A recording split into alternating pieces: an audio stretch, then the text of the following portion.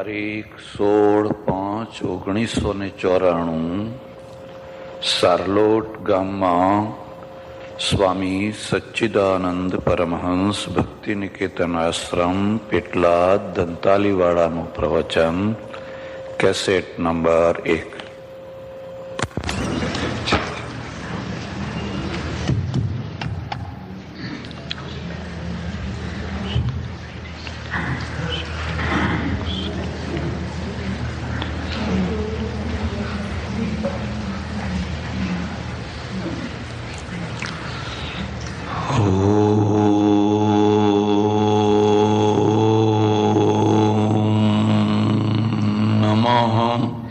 શાંતાય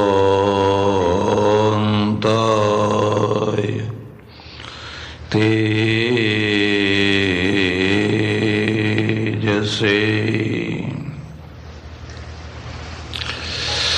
Hindu centre के chairman महोदय, माताएं और सज्जनगण, सबसे पहले मैं आप लोगों की क्षमा मांगता हूं कि मैं जो हिंदी बोलूंगा वो बिल्कुल शुद्ध नहीं होगी. बरसों से मैं गुजराती बोलता हूं और मेरे दिमाग में गुजराती शब्द भरे पड़े हैं, इसलिए न चाहता हुआ भी उन शब्दों के साथ चल दूंगा. तो आप जहां कहीं भी मेरी व्याकरण की या और कोई त्रुटि हो तो उसे क्षमा कर देना. आज का विषय पहले से निर्धारित है और विषय रखा गया है धर्म और संस्कृति. मैं उसमें 2 शब्दों को और प्रविष्ट कराना चाहता हूं. धर्म, अध्यात्म, संस्कृति और संप्रदाय. इन 4 शब्दों को आप जरा ध्यान से समझने का प्रयत्न कीजिए. सबसे पहली चीज है धर्म क्या है. हम लोग हिंदू हैं और हमारे धर्म के आगे प्रायः हम लोग सनातन धर्म ऐसा बोलते हैं. जब हम सनातन बोलते हैं उसका मतलब होता है अनादि अनादि अनादि काल से जो चला आ रहा है वो सनातन है. जिसका आदि नहीं होता, जिसका अंत नहीं होता, उसको सनातन कहते हैं. जो धर्म आज हम पालन कर रहे हैं, क्या वो सनातन है? अगर आपके दिमाग में ये प्रश्न होता है, उसका उत्तर है धर्म का मतलब है व्यवस्था. जीवन कोई न कोई व्यवस्था के द्वारा चलता है. अगर कोई व्यवस्था न हो तो जीवन चल नहीं सकता है. अमेरिका किसी व्यवस्था के अधीन चल रहा है. आपकी ऑफिस, आपका कंप्यूटर कोई न कोई व्यवस्था के अधीन है, किसी ने प्रोग्राम किया है. अगर वो व्यवस्था न हो तो सब गड़बड़ हो जाए. इसलिए धर्म का छोटा सा नाम है व्यवस्था, जीवन की व्यवस्था. व्यवस्था 2 भागों में विभाजित है. पहला भाग जो है वो कुदरत है, नेचर है. आप देखेंगे सारी कुदरत में एक व्यवस्था है. मनुष्य तो बहुत कम है, बहुत 5 अबज करीब होंगे, लेकिन प्राणी तो बहुत है, जंतु बहुत हैं, करोड़ों करोड़ों अबजों की तादाद में है. फिर भी उनका जीवन चल रहा है और अच्छी तरह से चल रहा है. उनकी जीवन पद्धति जो चल रही है उसी का नाम सनातन धर्म है. हमारे जीवन में भी एक सनातन अंश है, एक मानवीय अंश है.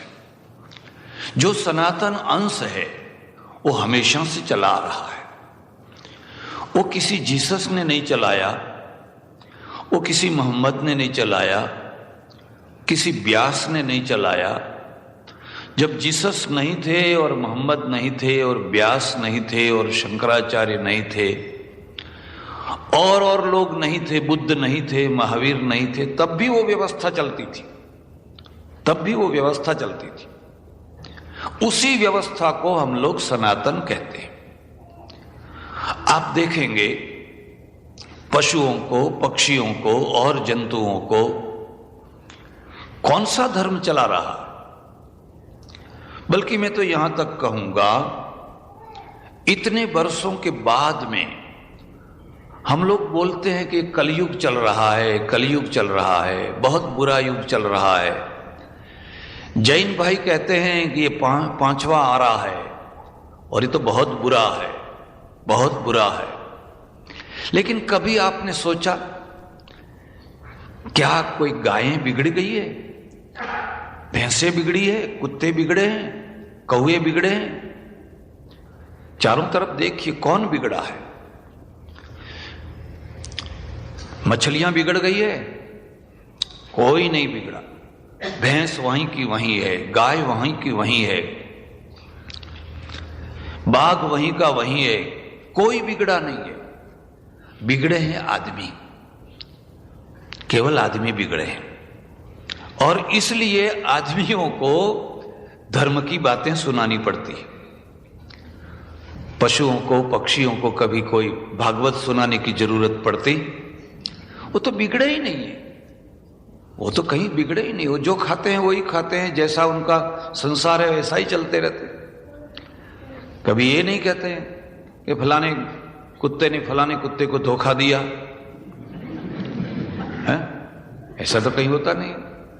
कभी वो कोई नहीं कहता है कि भाई देखो ये जो शेर है उस शेर ने फलाने को ऐसा किया, फलाने को ऐसा किया, पांचवा आरा आ गया है या कलयुग आ गया है। कलयुग हमारे लिए है, केवल मनुष्यों के लिए।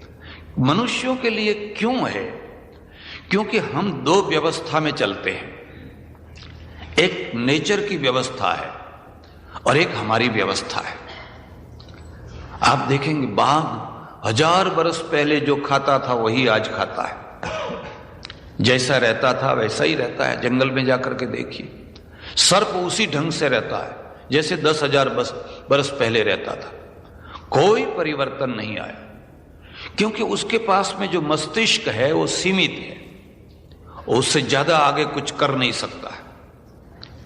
लेकिन आदमी जो 10,000 वर्ष पहले था, 10,000 वर्ष पहले की बात जाने दीजिए, अमेरिका आने से पहले जो आदमी था वो यहां आकर के बहुत कुछ बदल गया है। मैं देखता हूं कि हमारे देश में ऐसी बहुत सी माताएं हैं जो कभी ट्राउजर पहनने की कल्पना तक नहीं कर सकती है। वो बहुत बड़ा सुंदर ट्राउजर पहन के घूम रही है और कोई आपत्ति नहीं आ रही है। फैक्ट्री में काम करना है तो पहनना ही पड़ेगा। अगर ये साड़ी पहन के फैक्ट्री में काम करने जाएगी तो एक्सीडेंट हो जाएगा।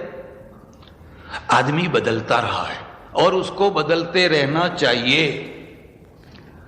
जो बदलता है वही जीता है और जो नहीं बदलता है वो मर जाता है। अमेरिका इसलिए जी रहा है, वो हर रोज बदल जाता है, एवरी डे नया हो जाता है। और जो बिल्कुल नहीं बदलता है वो तो मर जाता है। लेकिन जब आप बदलते हैं तो जीवन की व्यवस्था भी बदलती है, जीवन की पद्धति भी बदलती है, व्यवस्था पद्धति भी बदलती है। ये जो पद्धति है उसको कहते हैं मानव सर्जित, मानव निर्मित व्यवस्था, मानव निर्मित धर्म। इसलिए हम दो व्यवस्था में जीते हैं।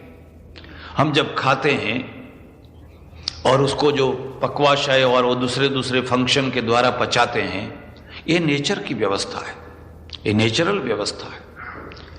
आपने देखा कभी किसी पशु को कि कोई उसके घर में माइक्रोवेव चूल्हा हो या गैस कम हो गया हो या आज पानी नहीं आया है, फलाना है, उसको कोई प्रश्न ही नहीं है, वो तो वही ढंग से खाता है।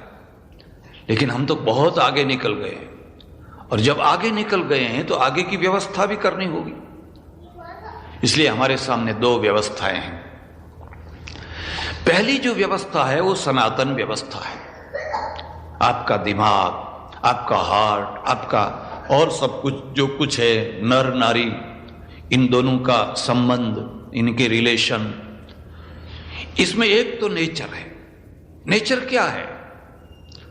आपने देखा यहां अमेरिका में और देश में भी कभी कभी लोग ऐसा कहते हैं कि पुरुषों ने बहुत जुल्म किए, बहुत जुल्म किए किस महिलाओं के ऊपर। और कभी कभी पुरुष कहते हैं कि महिलाओं ने जुल्म किए, कोई अखबार वाला छापता ही नहीं है। मेरे आश्रम में दिल्ली तरफ के एक सज्जन आए, दाढ़ी सफेद, गौर वर्ण, बड़ा प्रभावशाली उनका स्ट्रक्चर, और मुझे कहा महाराज 1 महीना मुझे रहना है, रहने देंगे आश्रम में? मैंने कहा खुशी से रहिए, आपका आश्रम है, प्रेम से रहिए। वो रहे 1 महीने तक। वो क्या है मुझे पता नहीं चलने दिया। 2 प्रकार के आदमी होते हैं। एक तो ऐसा होता है बिल्कुल छिछरा होता है, बिल्कुल जरा सा हाथ डालो बालू रेत हाथ में आ जाएगी। और एक इतना गहरा होता है कि डुबकी लगाओ फिर भी आपके हाथ में, गोते पर गोता लगाओ आपके हाथ में कुछ आने वाला नहीं। जो छिछरा आदमी है, जो हाथ डालते ही जिसकी बालू हाथ में आ जाती है, रेती हाथ में आ जाती है, वो कभी महापुरुष नहीं हो सकता है, वो कभी बड़ा आदमी नहीं हो सकता है।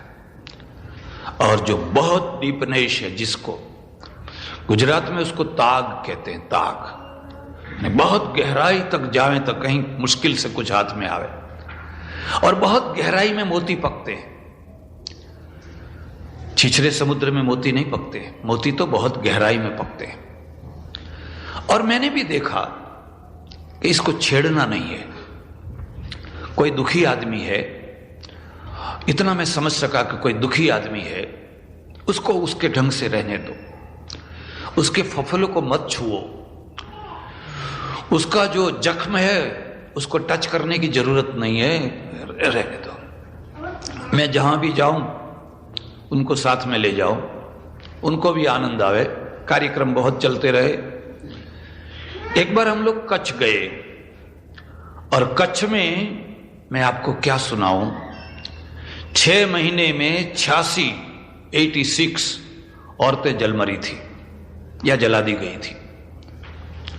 उसी के विरुद्ध में सभा थी, सभा में जाना हुआ तो वो भी साथ में थे। फिर आए, रात को हम लोग टहल रहे थे आश्रम में। उन्होंने मुझे कहा कि महाराज ये औरतें जो जल जाती हैं या जला दी जाती हैं, उसको तो अखबार वाले छापते हैं, आप लोग भी चिल्लाते हैं, लेकिन ये औरतें बिना पेट्रोल का मर्दों को घर में जलाती है, उसको कोई क्यों नहीं छापता है? मैंने उसकी नब्ज पकड़ ली, नाड़ी पकड़ ली। मैं कहा अब पता चला कि क्या दुख है उसको क्या दुख है। फिर तो अपने आप सब निकलने लगा, अपने आप इतना निकला, इतना निकला, इतना निकला। मैं आपको एक खास बात कहता हूं, कभी किसी पुरुष से कोई खास बात सुननी है तो धीरज रखनी चाहिए। उतावलापन दुश्मन हो जाता है। मैंने कुछ कहा नहीं कि आप कुछ सुनाओ, वो अपने आप सब निकलने लगा। उसने कहा दिल्ली में मेरे 2 बंगले हैं, एक 80 लाख का है, दूसरा 1.5 करोड़ का है, और 64 लाख रुपए जो है मेरे बैंक में है, और मैं ऐसे ही पहने हुए कपड़ों से चल पड़ा हूं। क्यों? क्या काम है? क्यों? फिर वो कहता है बस क्यों मत पूछो, बस निकल पड़ा हूं और अब बड़ा सुखी। आश्रम के छोटे से कमरे में लकड़े की जो तखत है उसके ऊपर वो यूं सिरहाना करके सो रहा।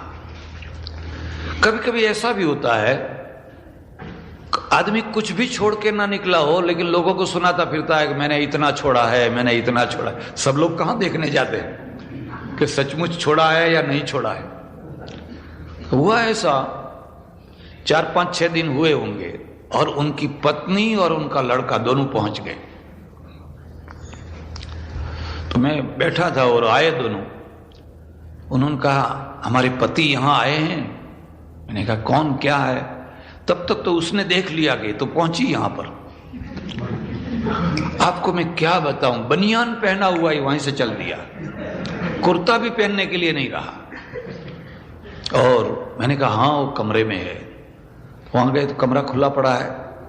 किसी ने कहा वो तो अभी चल दिए हैं। वहां बस स्टैंड पर पहुंचे होंगे। तो मैंने कहा अब अगर ये आदमी हाथ से निकल गया तो इसका घर उज्जड़ हो जाएगा, इसका घर बर्बाद तो हुआ है और ज्यादा बर्बाद हो जाएगा। एक दूसरी बात मैं आपको सुनाता हूं। घर को बर्बाद करने का नाम वैराग्य नहीं है, घर को आबाद करने का नाम वैराग्य है। घर को सुधारने का नाम वैराग्य है। उज्जड़ करने से कुछ नहीं मिलता है। मैं खुद गया, एक रिक्शा मिली, रिक्शा में बैठ करके गया तो एसटी स्टैंड पर बैठे हुए थे। मुझे देखते ही आकर रिक्शा में बैठ गए। एक खानदान आदमी होता है और उसकी एक विशेषता होती है। उसने देखा कि यहां पर अगर लोग सब हो हल्ला हो जाएगा और मुझे देखेंगे तो चुपचाप, अरे महाराज आप क्यों आए? मैंने कहा कोई बात नहीं, बैठ जाइए। 3 दिन तक उनकी पत्नी, उनका लड़का और वो एक साथ में रहे। मैंने कहा जाओ अब समझाओ तुम। मैंने उस औरत को कहा देखो ये फारसी का विद्वान है, ये अंग्रेजी का विद्वान है, ये उर्दू का विद्वान है, ये हिंदी का विद्वान है। इतनी विद्वत्ता उसके पास में, इतने शेर और शायरी, ये सब कुछ उसके पास में है। तुम इसको संभाल नहीं सकी, अब रो रही है मेरा पति वापस करा दो, मेरा पति वापस करा दो। पहले क्यों नहीं संभाल सकी? 3 दिन तक वो रहे। आखिर में वो उसको कहा तुमको जितनी सिग्नेचरें करानी हो करा लो, जहां कहीं भी मुझे छोड़ दो, मुझे छोड़ दो, मुझे जीने दो। और नहीं गया, वापस नहीं गया। पहला प्रश्न है, हमारी एक व्यवस्था है और वो जो व्यवस्था है उस व्यवस्था को हम मानवीय व्यवस्था कहते हैं। लग्न संस्था ये मानवीय व्यवस्था है, मनुष्यों की व्यवस्था है। और जब समाज आगे चलता है तो उस व्यवस्था में परिवर्तन आते हैं, उसको बदलना पड़ता है। तो पहली जो व्यवस्था है वो सनातन व्यवस्था है और दूसरी जो व्यवस्था है जिसे हम लोग धर्म कहते हैं, ये हमारी है और ये बदलती रहती है। क्योंकि आगे हम चलते हैं इसलिए। अगर हम आगे नहीं चलते और जहां के तहां रहते तो बदलने की कोई जरूरत नहीं रहती। ये 2 व्यवस्थाएं हैं। एक चीज, दूसरी चीज याद रखिए, धर्म और अध्यात्म ये अलग अलग चीजें हैं। अध्यात्म कोई व्यवस्था नहीं है। अध्यात्म व्यक्ति की आंतरिक अपेक्षाएं पूरी करने की चीज है। हर आदमी आध्यात्मिक नहीं होता है, हर आदमी धार्मिक हो सकता है और हर आदमी को धार्मिक बनाना चाहिए, लेकिन हर आदमी को वेदांती नहीं बना सकते, हर आदमी को ब्रह्मज्ञानी नहीं बना सकते और हर आदमी की जरूरत भी नहीं है। अध्यात्म क्या है? हम सोचते हैं आत्मा क्या है, परमात्मा क्या है, यह है कि नहीं है तो कैसा है, कहां रहता है, क्या करता है। पशुओं को कभी एक प्रश्न नहीं उठते हैं, मरने के बाद कहां जाएंगे, कभी कोई पशु चिंता नहीं करता। और इसका परिणाम यह हुआ है कि आपने कभी देखा कोई पशु मरने के बाद भूत हुआ हो, ऐसा आपने सुना है? कि फलाने की भैंस जो है मरने के बाद अब भूत हुई है, और किसी को वो पकड़ती है। पशु कभी भूत नहीं होता है, और पशु को कभी कोई भूत पकड़ता नहीं है, आदमी को ही पकड़ता है। क्यों? क्योंकि आदमी के दिमाग में भूत बैठाया गया है। आदमी के दिमाग में पहले से, मेरा आश्रम है उसके सामने ही भूत रहता है, और लोग इतने डरते थे, वहां आना जाना लोगों को रुक जाता था रात को। मैं अकेला रहता था, तो मैंने लाइट लगा दी कि लोगों का डर कम हो जाए। तो लोग मुझे पूछते रहे, महाराज आपके साथ में हम लोग सोने आए, माने आपको कोई डर लगता हो तो मैंने कहा नहीं, कोई जरूरत नहीं है। और फिर तो लोग यहां तक चर्चा करने लगे कि वो जो चुड़ैल है और महाराज दोनों बैठ के बातें करते हैं, और ये सब काम तो वही कर देती है। आदमी के दिमाग में भूत बैठाया गया है, और इसलिए आदमी मरने के बाद भूत होता है। पशु के दिमाग में भूत नहीं बैठा है। बैठा पशु को कभी भूत नहीं चौंटता है, परेशान करता है। अगर मरते समय में मोह हो जाए तो पशु को तो ज्यादा मोह होता है। गाय को अपने बछड़े के ऊपर, कुत्ते को अपने पिल्ले के ऊपर बहुत ज्यादा मोह होता है, वो तो वहां से दूर भी नहीं जाती। यहां से अध्यात्म शुरू होता है, क्योंकि हमारे पास दिमाग है, और दिमाग है इसलिए प्रश्न है, और प्रश्न है तो उत्तर है, और उत्तर है तो समाधान भी है और असमाधान भी है। प्रत्येक प्रश्न का उत्तर सही सही नहीं मिलता है, और प्रत्येक उत्तर के बाद में समाधान नहीं होता है, और जब तक समाधान नहीं होता है तब तक प्रश्नों की चर्चा चलती रहती है। बस इसी प्रश्न के द्वारा व्यक्ति को यह हुआ, परमेश्वर क्या है, परमात्मा क्या है, ये संसार किसने बनाया है, क्यों बनाया है, कब बनाया है, कब तक रहेगा, कब इसका प्रलय होगा। और आपको आश्चर्य होगा, हम लोग रात दिन इस सृष्टि का कब प्रलय होगा उसी के चिंता में मर रहे हैं। नेस्टोडम ने ऐसा कहा है, फलाने ने ऐसा कहा है, अब एक विश्व युद्ध होने वाला है, अब सब कुछ नाश हो जाने वाला है। अरे हो जाएगा तो हो जाएगा, अभी तो रोटी खाओ। मैं एक गांव में रहता रहा, वहां एक संप्रदाय, उस संप्रदाय ने 3-4 बार तारीख डाल दी, इस तारीख को प्रलय होगा। अब नहीं डालते हैं, उनको पता चल गया तारीख है सब गलत हुई। तो उनके अनुयायियों ने लोगों को कहा, अरे दूध के डिब्बे रख लो, क्यों प्रलय में दूध नहीं मिलेगा। अरे तो लोगों ने दूध के डिब्बे रख लिए पाउडर के, क्योंकि प्रलय होने वाला है।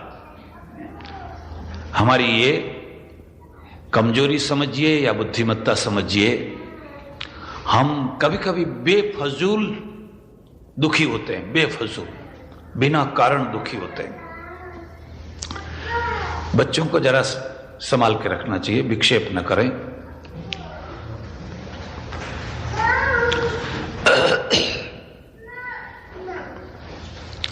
तो धर्म को हमने 2 भागों में बांटा है। एक धर्म जो है वो कुदरत है, अरे कुदरत से बड़ा कोई शास्त्र नहीं है, कुदरत ही सबसे बड़ा शास्त्र है। लेकिन दूसरा जो धर्म है वो मानव सर्जित है, मानवीय व्यवस्था है, और मानवीय व्यवस्था है तो अलग अलग व्यवस्था है। और तीसरी बात जो है वो संप्रदाय है। यहां से मनुष्य जो है उसने अपनी एक डिफरेंट व्यवस्था खड़ी कर दी है। संप्रदाय क्या है? आप जब हिंदू हैं, और मैं तो यहां तक कहूंगा अगर आप जैन हैं आप बौद्ध हैं या किसी भी प्रकार के हिंदू हैं, आपके मूल शास्त्रों को देखिए, सिर्फ धर्म शब्द लिखा हुआ है, कोई आगे विशेषण नहीं है। यदा यदा ही धर्मस्य ग्लानिर्भवति भारत, गीता, केवल धर्म। यतो धर्मस्ततो जयः, जहां धर्म होगा वहां विजय होगा। लेकिन ऐसा नहीं कहा गया जहां हिंदू धर्म होगा, ऐसा नहीं कहा, कोई विशेषण आगे नहीं रखा है। जैन लोग भी उनके साधु को नमस्कार करते हैं तो वो कहते हैं धर्म लाभ, आपको धर्म का लाभ हो। वो ये नहीं कहते हैं कि जैन धर्म लाभ हो, ऐसा नहीं कहते, केवल धर्म लाभ। हम लोग मूल में केवल धर्म शब्द का प्रयोग करते हैं। बौद्धों ने भी धम्मम शरणं गच्छामि, मैं धर्म की शरण जाता हूं, लेकिन ऐसा नहीं कहा कि बौद्ध धर्मम शरणं गच्छामि, आगे कोई विशेषण नहीं रखा। धर्म शब्द जब निर्विशेष होता है, विशेषण के बिना होता है, तब वो धर्म होता है, और जब उसके आगे कोई विशेषण लग जाता है तो संप्रदाय बन जाता है। और संप्रदाय जब बनता है तो छोटा बन जाता है, थोड़े आदमियों के लिए थोड़ा बन जाता है। और ठीक इसी प्रकार भगवान जो है वो केवल भगवान है तो सबके लिए हो जाता है। गॉड, अल्लाह, प्रभु, ईश्वर, परमेश्वर। जब उसके आगे कोई विशेषण लगा देते हैं तो वो छोटा बन जाता है। शिव भगवान, महावीर भगवान, बुद्ध भगवान, राम भगवान, फलाने भगवान, फलाने भगवान, भगवान के आगे एक विशेषण लगा दिया, और जहां विशेषण लगाया उसका व्याप जो है कम हो जाएगा। अगर हिंदुइज्म को समझना है तो हमारे यहां मूल में उपनिषद में निर्विशेष ब्रह्म है, केवल ब्रह्म, केवल परमात्मा, उसके आगे कोई विशेषण नहीं है। विशेषण कब लगते हैं? जब कोई संप्रदाय बनता है, जब कोई कल्ट बनता है, जब कोई विभाजन होता है, फिर वो कहता है नहीं भगवान तो है लेकिन ऐसा भगवान। और जब विशेषण बनता है तो एक तरफ राग होता है, दूसरे तरफ द्वेष होता है। ये मेरा भगवान है, ये मेरा नहीं है, इसको मैं नमस्कार करूंगा, इसको नमस्कार नहीं करूंगा, क्योंकि ये मेरा नहीं है। जब विशेषण नहीं है तो मेरा और तेरा कोई भेद, जो है वो मेरा भी है, ये भी मेरा है और ये भी। हिंदुइज्म जो है इसके मूल रूप में अगर आप समझेंगे तो आप पाएंगे कि हम एक ब्रह्मवादी हैं, एकेश्वरवादी हैं। हमारे उपनिषद में, वेदों में बार बार कहा है एकमेवा द्वितीयम, परमेश्वर एक है, एक है, एक है। इस्लाम में और हम में फर्क क्या है? वो भी एकेश्वरवादी है, हम भी एकेश्वरवादी हैं। दोनों में फर्क क्या है? फर्क यह है कि वो एकेश्वरवाद के साथ साथ में दूसरों का निषेध करता है। ये नहीं है, इसको तोड़ के फेंक दो, इसको तोड़ के फेंक दो, ये नहीं है, ये नहीं है, ये नहीं है। हम क्या कहते हैं? तोड़ के मत फेंको, इसको भी उसमें संभालो, उसको भी उसमें संभालो, जो कुछ है उस सबको उसमें संभालो। एकम सत विप्रा बहुधा वदंती, सत तत्व एक है लेकिन लोग उसको अनेक रूप से कहते हैं, और जब अनेक रूप से कहते हैं तो जितने रूप हैं सब उसी के हैं। परिणाम क्या हुआ? वो तोड़ने वाले हुए, हम तोड़ने वाले नहीं हुए। इन दोनों में इतना अंतर है। उन्होंने, वो जहां भी गए वहां तोड़ते ही रहे, तोड़ते ही रहे, तोड़ते ही रहे, और हमने कहीं किसी को कुछ तोड़ा नहीं।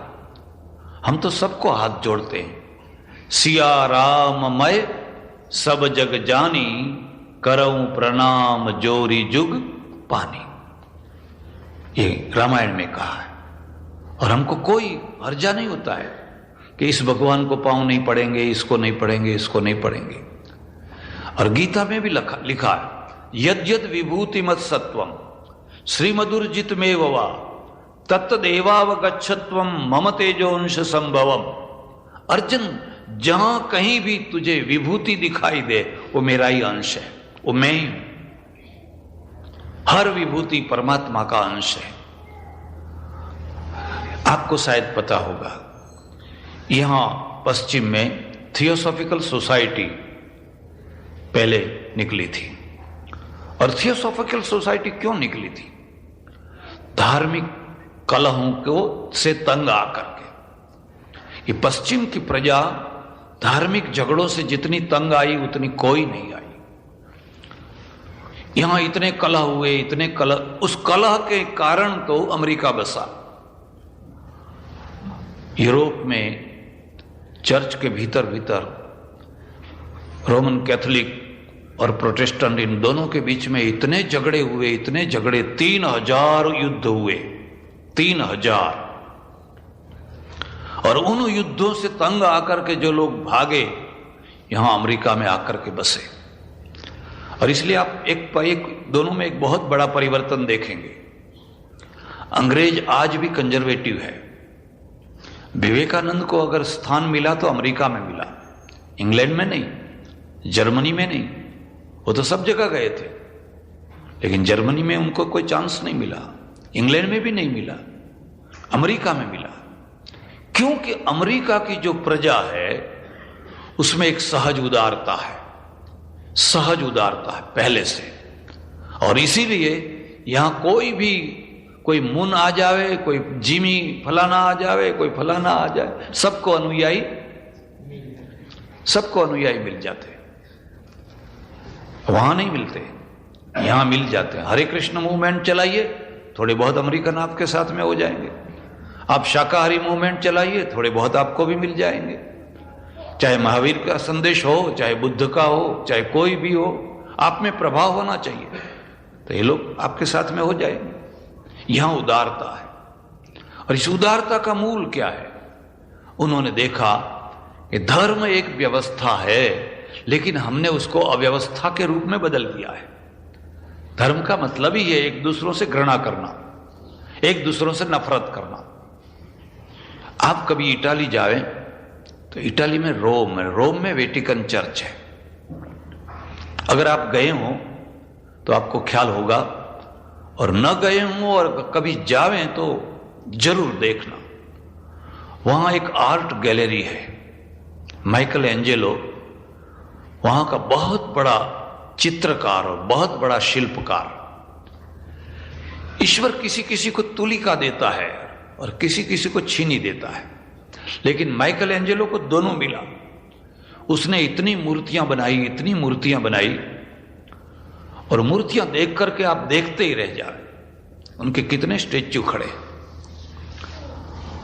एक स्टेच्यू ऐसा है जीसस मर चुके हैं, और मेरी के गोद में वो जीसस का मुर्दा पड़ा हुआ है। स्टेच्यू है, $60 करोड़ का बीमा है उसका। और डेमी दिखाते हैं अभी, असल को तो उसमें रखा, $60 करोड़ का उसका बीमा है। कैसा स्टेच्यू होगा?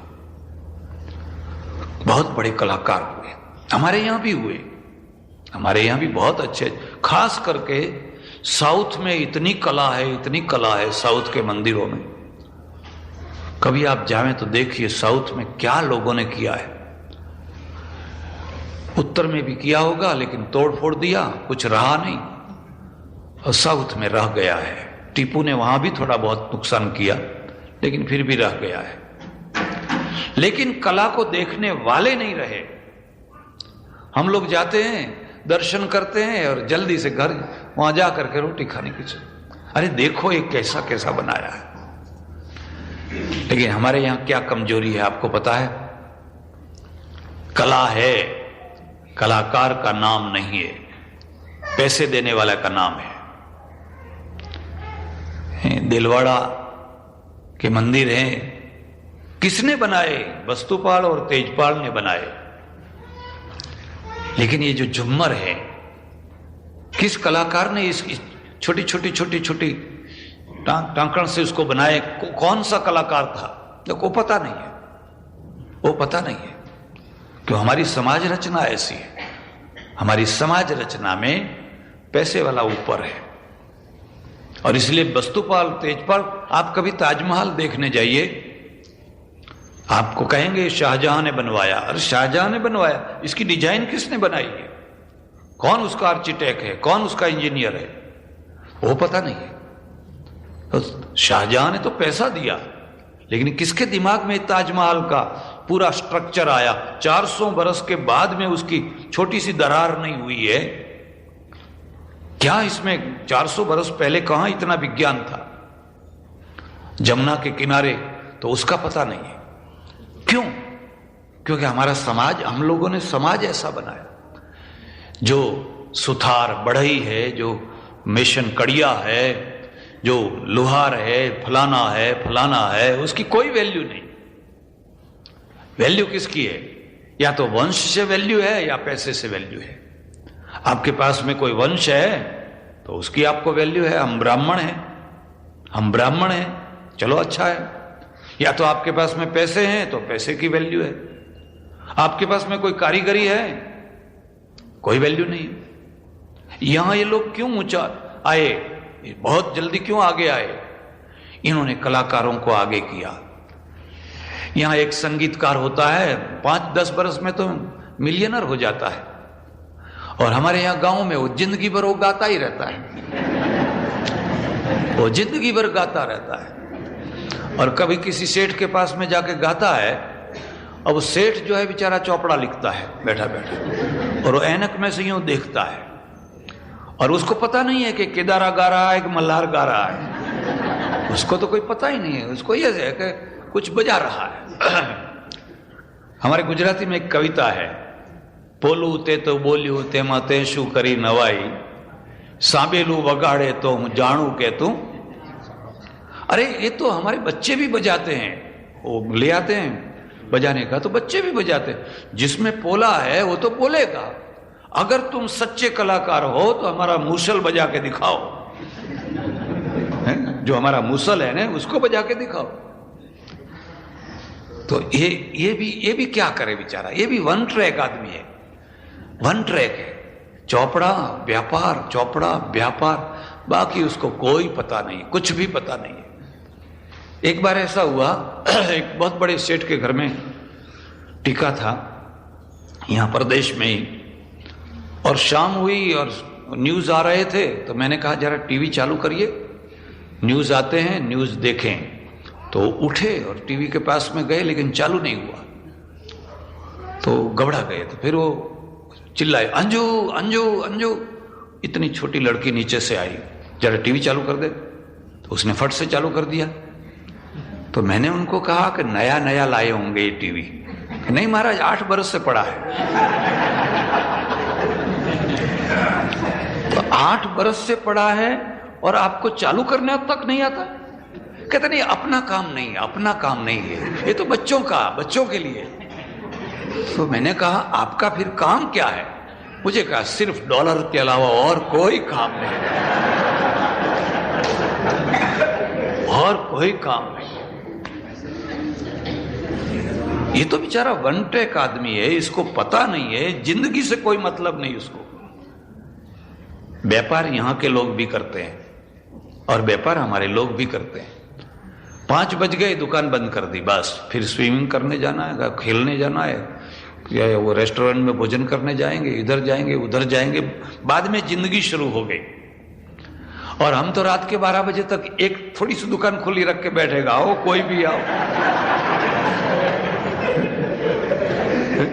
अरे तुम कुछ स्विमिंग पूल करो कि नहीं, नहाना क्या है, नहाते ही है, डॉलर कमा लो। एक बार ऐसा हुआ कि हम लोग यात्रा करते करते केरला पहुंचे। तो केरला बड़ा सुंदर प्रदेश है। तो 60-70 आदमी साथ में थे। तो 2 आदमी रात के देर तक नहीं आए, 10 बज गए, 11 बज गए। मैंने देखा पिक्चर देखने गए होंगे शायद, फिर देरी से आए। तो मैंने कहा क्या बात है, कहीं पिक्चर देखने गए थे क्या, क्यों देरी की? कि नहीं महाराज, यहां आए और यात्रा का खर्चा निकाल दिया। मैंने कहा कैसे निकाल दिया, क्या किया, कैसे निकाल दिया? कहते यहां नारियल बहुत होते हैं और नारियल की जो डोरी बनती है तो डोरी देखी तो 2 बैगन हमने चढ़ा दिए। तो हम लोग जब घूम के जाएंगे घर तब तक वो 2 बैगन गुजरात पहुंच जाएंगे, तो ये यात्रा का खर्चा निकल जाएगा। देखो अब इनको पैसा जो है वो तो जैसे बेर यूं हिला करके जैसे बेर नीचे गिराते हैं। अब ये आधा घंटे में जाके सौदा कर दिया और 2 बैगन चढ़ा दिए। लेकिन ये आदमी जीना नहीं जानता है, इसको जीना नहीं आता है। क्यों नहीं आता है? पैसा कमाना कोई पाप नहीं है, पैसा तो कमाना ही चाहिए। पैसा, हमारे यहां उर्दू में एक कहावत है, औरत का मर्द मर्द है और मर्द का मर्द पैसा है, और पैसा नहीं तो आदमी पैसे के 3 है। जिसकी जॉब छूट जाए उसको पूछना।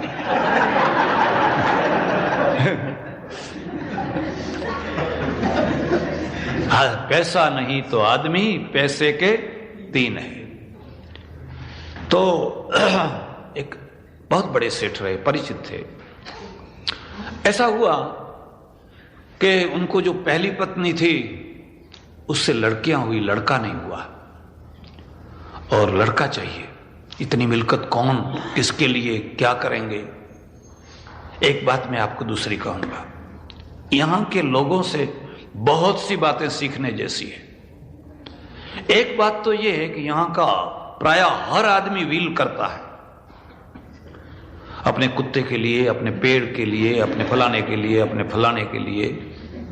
और हमारे में से प्रायः कोई व्हील नहीं करता है, मर जाता है, फिर झगड़ा होता है, कोर्ट में जाते हैं, लड़ते हैं, झगड़ते हैं, कुछ करते हैं, और वो मिलकत किसके हाथ में जाती है? जो उनके दुश्मन है उनके हाथ में जाती है। कि वो व्यवस्था नहीं कर सकता है। क्यों नहीं कर सकता है? अभी तो मेरे को कोई 5 बरस तक तो कोई हर्जा नहीं, अरे कल अटैक आने वाला है। 5 बरस क्या बोल रहा है, अभी आधे घंटे के बाद अटैक आएगा। तो व्यवस्था नहीं करते, और ये लोग कर लेते हैं। और अपने कुत्ते के लिए भी व्यवस्था करते हैं। अगर आंगन में कोई पेड़ खड़ा है तो पेड़ के लिए भी व्यवस्था करते हैं। इस मकान को आप बेच सकते हैं लेकिन पेड़ नहीं काटे तभी बेच सकते हैं। और हम नहीं कर सकते। एक काम वाली है, एक ड्राइवर है, एक चपरासी है, जिंदगी भर हमारी सेवा करता है, लेकिन हम ये नहीं सोचते हैं कभी बेचारा बुढ़ा हुआ है, हम मर जाएंगे तो इसको लोग निकाल देंगे, इसका क्या होगा, चलो उसके नाम पर थोड़ा पैसा कर दें। आपके घर में वो बड़ी वफादारी के साथ में वो काम करता है, लेकिन उसके लिए 10-20 हजार रुपए नहीं रख सकते। अरे और तो और जाने दीजिए, ऐसी ऐसी सिठानियां होती है कि उनकी फटी हुई साड़ियां जो है उसके स्टील के बर्तन लेती है लेकिन किसी को देती नहीं है। तुम सेठा नहीं हो भाई, बर्तन तुमको नहीं शोभा देती है। यहां अमेरिका से तो कितने कपड़े जाते हैं नहीं, अगर उसके हाथ में आ जाए तो वो भी पहनने लग जाए, क्यों? आदमी अंदर से मरा हुआ है, तिजोरी भरी हुई है लेकिन मन मरा हुआ है, और मन मरा हुआ है तो हाँ इतना अच्छा कपड़ा कैसे किसी को दे, चलो अपने ही पहन ले। बहुत पैसा वाला, बहुत पैसे वाला। तो पहली पत्नी थी, उससे लड़कियां ही लड़कियां हुई, लड़का नहीं हुआ। अब सेठ की उम्र बहुत हो गई, फिर उन्होंने दूसरी शादी की। गांव से, देहात से अपने ज्ञाति की कन्या ले आए, छोटी उम्र की। अब उसको जब प्रसूति होने वाली थी, 2-4-5 दिन बाकी होंगे, कम होंगे, वो बेचारी इतनी शर्मीली, देहात से आई हुई, कुछ बोल नहीं सके।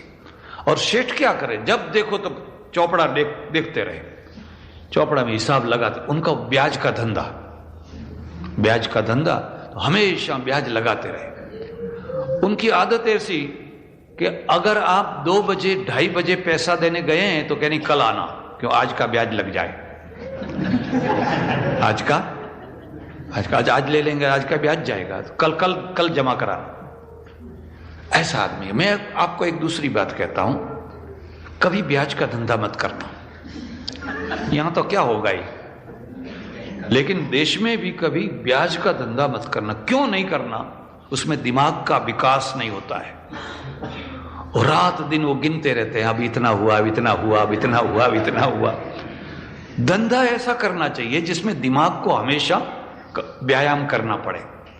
अगर जरा सा हो जाए तो उथल पाथल हो जाएगी। ऐसा धंधा करना चाहिए। और जो सूद लेने वाले, उनके बच्चे तो मर जाते हैं, क्योंकि कुछ नहीं कर पाते, उनका दिमाग ही काम नहीं करता है, बस वो एक ही ढंग से काम करते रहते हैं। फिर वो बेचारी दुखी हो रही है, उसको पीड़ा हो रही है, दुख हो रहा है। उसने एक दो बार कहा भी सही, मुझे कहीं प्रसूति गृह में दाखिल कर दो, किसी मैटरनिटी होम में। तो सेठ ने कहा, अरे क्या तुम बोल रही हो, इतने पशु पक्षी कहां मैटरनिटी होम में जाते हैं? ये फिजूल खर्ची है, ये झूठा खर्चा है, इस खर्चे की कोई जरूरत नहीं है। नहीं दाखिल किया। उससे रहा नहीं गया, इतनी पीड़ा हुई, इतनी पीड़ा हुई। तो जो बड़ा मुनीम था उसको बुलाया, उसको कहा, देखो मेरे से रहा नहीं जाता है, मुझे इतनी पीड़ा होती है, इतनी वेदना होती है, कुछ भी करो, मुझे किसी अस्पताल में दाखिल करा दो। तो वो तो पुराना था, उसने कहा, सेठ तिजोरी की चाबी दीजिए, क्या करोगे? मुझे 60 रुपए चाहिए। उस समय से इतना सस्ता था, 60 रुपए। 60 रुपये लिए, तांगा किया, अस्पताल में दाखिल किया, कराया। डॉक्टर ने कहा, अरे इसी समय इसका ऑपरेशन करना पड़ेगा। ऑपरेशन किया, बच्चा मरा हुआ निकला। बच्चा था, लड़का था। और सेठ जो है चौपड़ा लिए बैठे हुए हैं, अभी तक वो चौपड़ा ही चुन, जिसके लिए शादी की वो बच्चा हुआ भी, लेकिन मर गया। क्यों? क्योंकि उन्होंने कभी जिंदगी को समझा नहीं। मैं आपको एक खास बात कहता हूं, पैसा जरूरी है, पैसा कमाना चाहिए, लेकिन पैसे को कब्रिस्तान मत बनाना कभी। पैसा घर है, कब्र नहीं है। कभी कभी ऐसा होता है कि हमारे लिए वो पैसा काम में ही नहीं आया, तो कब्र बन गया। इसलिए हमारे सामने दो बातें हैं। एक तो जो नेचर धर्म है, कुदरत धर्म है, सनातन धर्म है। एक हमारा जो प्राचीन धर्म है, जिस धर्म के आगे कोई विशेषण नहीं है, और हमारे भगवान के आगे भी कोई विशेषण नहीं है। और जब हम विशेषण देते हैं तो एकता के साथ में देते हैं। हम बोलते हैं कि विष्णु भगवान, शिव भगवान, फलाने भगवान, गणेश भगवान। अब गणेश को हटा दो, शिव को हटा दो, विष्णु को हटा दो, केवल भगवान को रखो, तो भगवान एक हो जाएगा कि नहीं? तो भगवान एक हो जाएगा। लेकिन अगर सामने शिव है और हम कहेंगे देखो ये गणेश भगवान, किसी एक के लिए, जब हमने कहा ये महावीर भगवान, 40 लाख जैनों के लिए हो गए। जब हमने कहा एक काली माता है तो बंगालियों के लिए हो गई।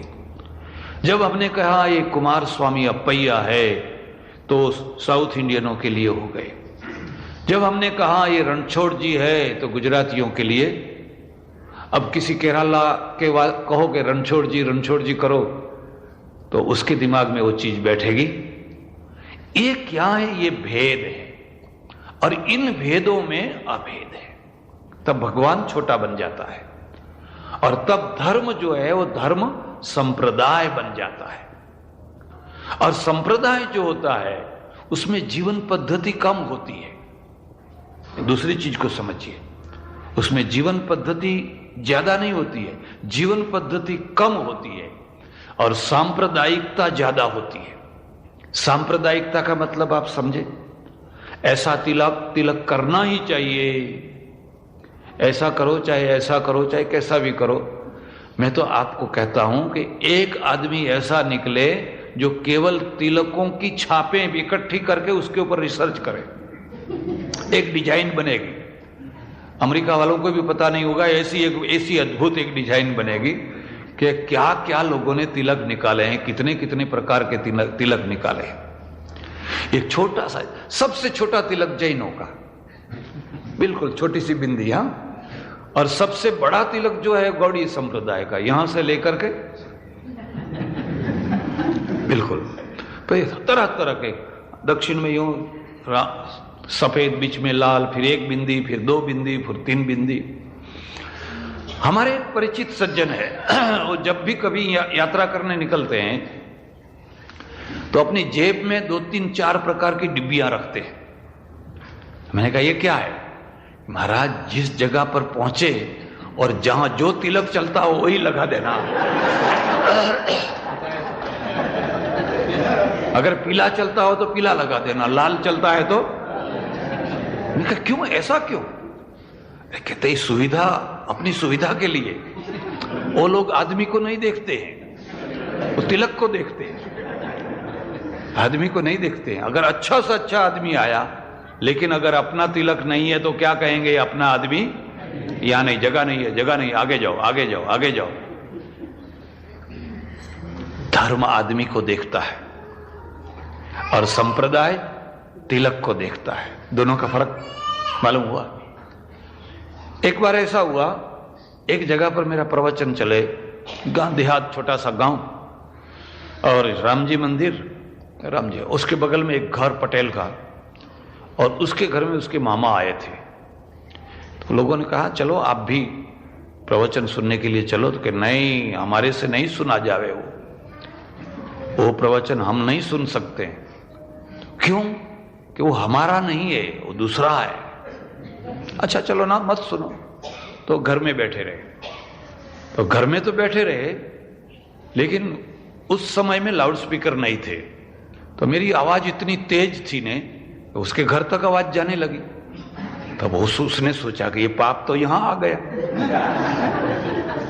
तो क्या करे कि जब भी मेरा प्रवचन शुरू हो तो उठ करके तालाब के किनारे पर चले जाए, तालाब के किनारे पर। क्यों?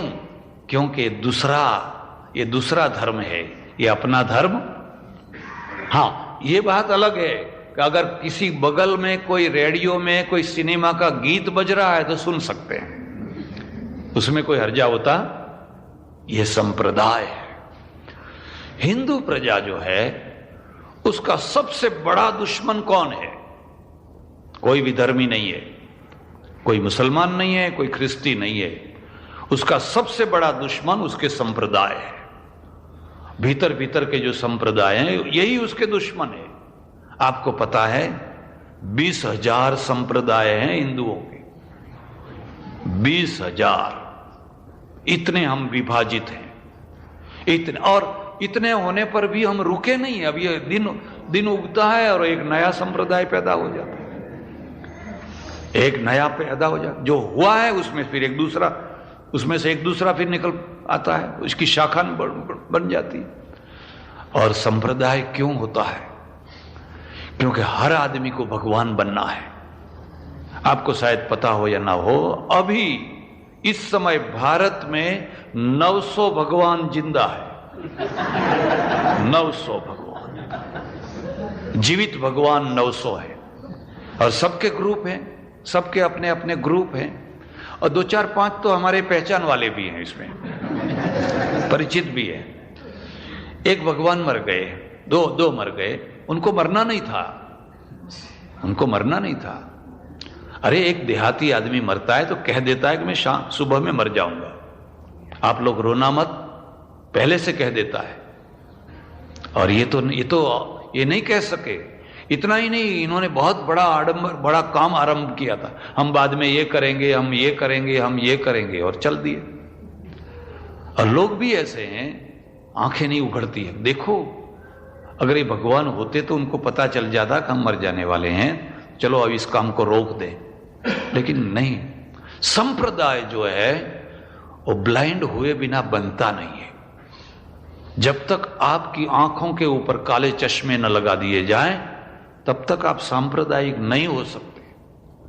जब काले चश्मे लगा दिए, बस फिर वो जो तेली का बैल है, घूमते रहो, घूमते। वो सुबह से शाम तक घूमता है और वो समझता है कि मैं बहुत चल दिया, मैंने बहुत मजल कर। लेकिन शाम को जब देखता है तो जहां था वहां का, जहां था वहीं का वहीं खड़ा रहता। एक हमारे भगवान थे पहचान वाले, तो हम वर्ष में 1-2 बार इकट्ठा होते थे। तो उनको जो है ना वो चुंगी पीने की आदत थी। चुंगी जानते हैं? तो चुंगी पिए। मैंने कहा अरे धुआं मुझे अच्छा नहीं लगता है, भगवान आपकी चुंगी ये धुआं बंद करो या उधर जा करके पियो। यहाँ अमेरिका में तो अब ऑफिस में भी कोई सिगरेट नहीं पी सकता है, नीचे रोड पे आके पी सकते हैं। तो उन्होंने मेरे सामने आंखें निकाली, मुझे कहा क्या अज्ञानी जैसी बातें करते हैं, मैं चुंगी पीता ही नहीं हूं, ये तो शरीर का धर्म है, मैं आत्मा हूं, मैं परमात्मा। आत्मा जो है परमात्मा है, वो चुंगी वुंगी कुछ नहीं पीता है, आत्म भाव से देखो। बताओ अब इनको क्या करें। 10-15 मिनट हुई होगी और उन्होंने बहुत पतला कपड़ा पहना हुआ था और मैंने यहां जांग में बड़ी जोर से चूंटी, बड़ी जोर से खून निकल आवा, इतनी जोर से यूं किया, इतना कूदे। मुझे कहे क्या कर रहे हो? मैंने कहा आत्मा को चोटी होती ही नहीं।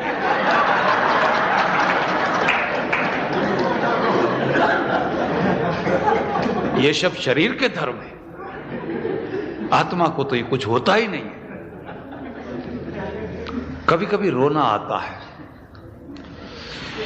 इस घर को आग लग गई घर के चिराग से, इस घर को आग लग गई। अगर आपको ये बात आपको स्वीकार्य है कि हम आज बड़े विनाश की तरफ जा रहे हैं, और ये इसका मैं प्रमाण आपको देता हूं। एक अमेरिकन ने मुझे पूछा, एक अमेरिकन ने, पहले मैं 5 बरस पहले आया था तब मुझे पूछा था, मुझे कहा आप बताइए सारी सृष्टि में, सारे विश्व में ऐसा कौन सा देश है जहां की 85% आबादी, 85% आबादी 10 या 12% आबादी की मार खाती है, हमेशा मार खाती है, 12% की मार खाती रहती है। ऐसी आबादी, ऐसा देश कौन सा है? अब बताइए आप कौन सा देश है? हम ही है ना। और मैंने कहा भाई वो तो हम ही। तो मुझे कहा आपको शर्म नहीं आती? यहां प्रचार करने आते हैं, पहले वहां प्रचार करो। आज भी वो पत्थर की तरह मेरे कलेजे में लगा है। ये सही बात है क्या इजराइल में जो लोग मार खाते हैं, क्या और किसी देश में इतनी बड़ी तादाद 85% और मुट्ठी भर लोगों की मार खाती है? तो हम लोग क्यों? सोचना पड़ेगा। और अगर हम नहीं सोचेंगे और केवल वो रटी हुई चीजें बोलते रहेंगे, हम महान हैं, हम महान हैं, हम महान हैं। एक आदमी ने मुझे कहा, अरे क्या आप कह रहे हैं, इतने यहां लोग आए, इतने आए, लेकिन फिर भी हम अभी बचे हुए हैं, अभी हम जिंदा हैं। सब मिट गए जहां से, है ना, उसका एक गीत है ना, लेकिन हम अभी भी जिंदा है। मैंने कहा जिंदा है इतना ही पर्याप्त नहीं है। अरे इतनी डीडीटी छांटने के बाद भी मच्छर जिंदा है, इतनी डीडीटी छांटी चारों तरफ, लेकिन कीड़े मकोड़े मच्छर अभी तक जिंदा है। जिंदा है ये महत्व की बात नहीं है, आप कैसे जिंदा है, आपकी क्या वैल्यू है, आपकी क्या पर्सनालिटी है। चींटियां भी जीती है, लेकिन चींटियों के ऊपर एक आदमी जूता रख देता है, पांव रख देता है, 200 चींटियां मर जाती है। और हम भी बस इसी तरह जी रहे हैं। एक शेर जीता है, एक बाघ जीता है, एक मधुमक्खी जीती है, एक चींटी भी जीती है। आप किस ढंग से जीते हैं? हमारे मंदिर टूटे, हमारे आश्रम टूटे, हमारी जनोइयां टूटी, हमारी बहनों की लाज लूटी गई। वो चाहे 1000 बरस पहले हुआ हो, चाहे आज भी होता हो, लेकिन होता है। और यहां अमेरिका में भी किसी न किसी ढंग से ये चीज शुरू हो गई है। शुरू इसलिए हो गई है, मैं अभी ह्यूस्टन में था और ह्यूस्टन में मुझे कहा गया कि यहां 130 लड़कियां मुसलमानों के घर में गई है, 130 लड़कियां, और उनकी एवरेज बढ़ती जा रही है। क्यों? क्या मतलब है? क्यों ऐसा होता है? सामने से हम एक तो ला नहीं सकते, और अगर कोई ला भी लेता है तो उसको पचा नहीं सकते। कोई हमारे में नुक्स है, कोई हमारे में कारण है। अगर कारण है तो उसको खोजना पड़ेगा, उसको ढूंढना पड़ेगा। अगर उसको हम नहीं खोजेंगे, नहीं ढूंढेंगे, उसको ठीक नहीं करेंगे, तो जो दशा भारत में है वही अमेरिका में होगी, वही इंग्लैंड में होगी, वही गुयाना में होगी, आप जहां कहीं, वही फिजी में होगी। फिजी में से क्यों भागे लोग? हमको सोचना पड़ेगा। और पहला प्रश्न यह है कि इन संप्रदायों के द्वारा हम शक्तिशाली होते हैं या हम शक्तिहीन होते हैं? जरा सोचिए, अगर ये संप्रदाय न होते तो क्या होता? अगर एक भी संप्रदाय न होता तो क्या होता? तो हम मजबूत होते, तब हम शक्तिशाली होते। ये ठीक है, 1, 2, 4, 5 संप्रदाय हो कोई खास सिद्धांत के रूप में, वो तो समझ में बात आई। लेकिन मैं गुरु हूं और मेरे 3 शिष्य हैं, और मेरी गद्दी पर एक आदमी बैठता है, दूसरे को बैठने के लिए नहीं मिला, दूसरे ने अपना दूसरा संप्रदाय बना लिया, तीसरे ने तीसरा बना लिया, फिर उसके चेलों ने फिर संप्रदाय बना दिया। ये तो व्यक्ति की अपेक्षा है। और एक छोटे छोटे ग्रुप बना करके बैठ गए। और एक ग्रुप क्या है? उनके लिए हमेशा ये ध्यान रखा जाता है कि दूसरे में जाए नहीं कहीं। जैसे वो परवाड़ है, रबारी है, ग्वाला है, वो अपने मेढ़े को देखता रहता है कि कहीं दूसरे बाड़े में तो नहीं चला गया ना। और आपको शायद पता हो तो आप पता लगाइए, उसको पहचानने के लिए उसके ऊपर निश्चित प्रकार का एक कलर लगाया जाता है। कहीं ऐसा तो कलर हमारे पर नहीं लगाया गया कि हम लोग पहचानने के लिए कि ये मेरा है, ये तेरा है, ये फलाने का है, ये फलाने का है। इसके लिए तो नहीं लगाया। जरा सोचिए, अगर ये संप्रदाय न होते तो हमें क्या नुकसान होने वाला था? अगर ये है तो इससे क्या फायदा है? हम बढ़ जाते हैं। यहां अमेरिका में भी देखते हैं, पहले एक मंदिर बनता है, पहला एक मंदिर बनता है, 1 बरस होते होते तो दूसरा बन जाता है, और दूसरा बरस होते होते तीसरा बन जाता है। फिर आदमी छोटे, मंदिर ज्यादा, आमदनी है नहीं, इसको निभाना कैसे? और फिर उसमें चमत्कार होने लगते हैं, क्योंकि चमत्कार करें तो लोग आवे। यहां आज भगवान पूड़ी खा गए, आज भगवान लड्डू खा गए, आज भगवान ने ऐसा किया। और ये महिलाएं, बहनें जो है वो तो भाव विभोर होके जाती है। और आश्चर्य ये है कि वही भगवान जब कोई रात को चोरी करने वाला आता है तो कहता है, ले जाओ ले जाओ, जो चाहे सो, मेरा मुकुट भी ले जाओ, मेरी आंखें भी ले जाओ, मेरा हार भी ले जाओ, जो चाहे सब ले जाओ। तब चमत्कार नहीं करते। क्यों? हम ये चाहते हैं कि हमारे मंदिर में आदमी आ जाए और उसके मंदिर में ना जाए, उसके मंदिर में ना जाए। क्या हम सही रास्ते पे हैं? क्या अमेरिका में आकर के भी हम लोग इस चीज को नहीं समझ सकते? मुझे यहां बहुत अच्छी चीज लगी, एक साथ में 4-5 भगवान की मूर्तियां रखी है, महावीर स्वामी भी है। आइए, एक परमेश्वर है, आपको इसमें से जिस पे श्रद्धा हो, अगर इसमें भी कोई कमी हो तभी और एक बिठा दो, लेकिन अलग मत हो, अलग मत हो। नहीं, हमको अलग होना है। एक प्रमुख बनेगा, एक मंत्री बनेगा, फिर जो प्रमुख बनेगा उसके पांव खींचेंगे, क्योंकि और करना क्या है? और करना क्या है? और तब जाकर के ये विधर्मी लोग हैं, वो हंसते हैं कि इनको मारने की जरूरत नहीं है, तो अपने आप मर रहे हैं। इनको मारने की जरूरत नहीं है, ये अपने धर्म के, अपने संप्रदायों के द्वारा मर रहे हैं। इसलिए धर्म अलग चीज है, संप्रदाय अलग चीज है। एक दूसरी बात याद रखिए, संप्रदाय जो है किसी न किसी व्यक्ति से जुड़ा हुआ है। आप जरा सोचिए, हमारा जो हिंदू धर्म है किस व्यक्ति से जुड़ा हुआ है? किसी व्यक्ति। हम व्यास है, वशिष्ठ है, कणाद है, कपिल है, गौतम है, ये सब ऋषि है, सब महान है, लेकिन किसी एक से जुड़ा हुआ नहीं है। पूरा इस्लाम किसी मोहम्मद से जुड़ा हुआ है, पूरी क्रिश्चियनिटी किसी जीसस से जुड़ी हुई है। अगर क्रिश्चियनिटी में से जीसस को निकाल दिया जाए तो क्या रहेगा, और इस्लाम से मोहम्मद साहब को हटा दिया जाए तो क्या रहेगा। लेकिन हिंदुइज्म जो हिंदू धर्म है, यहां किसी को भी निकाल दीजिए, हैं, किसी को भी निकाल दीजिए, कुछ भी हर्जा नहीं होने वाला। लेकिन जहां आपका एक संप्रदाय बना, फिर वो व्यक्ति केंद्र में आ जाती है। आप कहें हम अद्वैतवादी हैं, अब शंकराचार्य को हटा दीजिए, फिर क्या रहा। आप कहेंगे हम वैष्णव हैं, वल्लभाचार्य जी को हटा दीजिए, क्या रहेगा।